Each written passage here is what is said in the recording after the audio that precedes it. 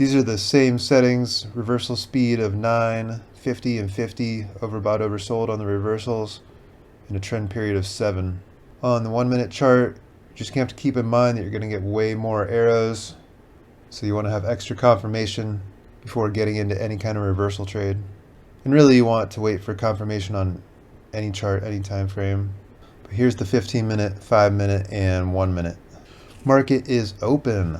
Had a couple of nice reversal signals already on the 5 minute. This was the first candle after the 8:30 news today. A neutral candle, very indecisive. Once we picked a direction, background turned red. Got an entry candle, waited for a break below yesterday's close. Nice move down over 50 points. We've gotten all these reversal signals on the 1 minute, but a red trend background the whole time, below the 20 the whole time. Just looking at possibly getting long if we break above 49.50 here. We get the entry candle in the background, but no break above this entry candle.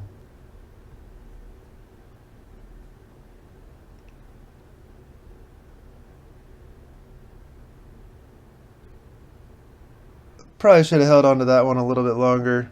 Just after this big down move. I don't want to get too greedy first trade of the morning. I also probably should have dragged my limit order down instead of hitting the market button.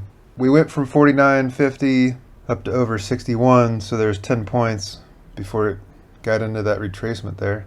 Could have had 200 per account. Did get an entry candle in the 15 minute with a red background. Kind of want to see it break below these previous lows. Then we got whole number coming up. Got a reversal arrow on the 5 minute, so if we break above 66, might look for a retest up to yesterday's close. Entry candle on the 1 minute. We're buttoned up right against whole number there. Might not want to take that short.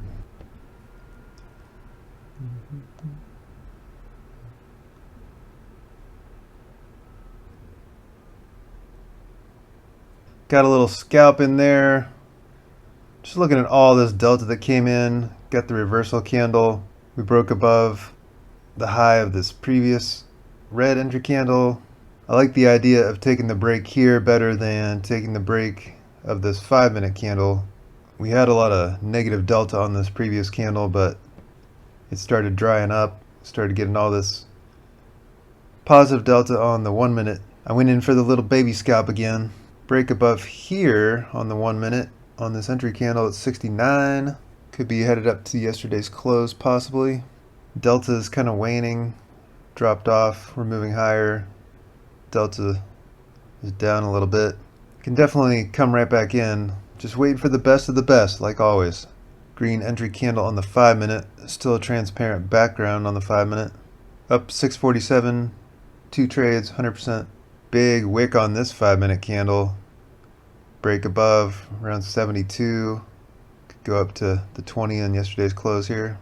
There we go, 10 plus points right there. We got VWAP, we got the overnight open up here. That's a nice candle. The big wick, the green entry candle. That looked right for a push up to the 20 SMA and yesterday's close. VWAP is also right at whole number. Gonna want to see a decent break above here before considering a long 1 minute candle we're wicking off of VWAP.